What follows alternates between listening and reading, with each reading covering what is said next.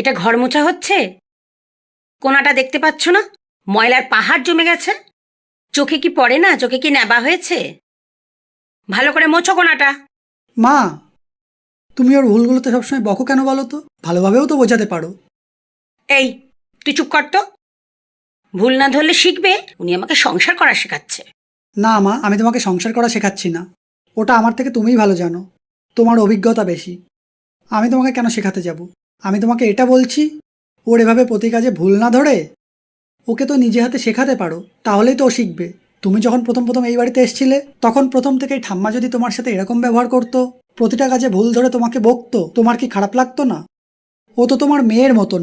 তুমি ওকে হাতে ধরে শেখাও, বোঝাও, তাহলেই তো শিখবে।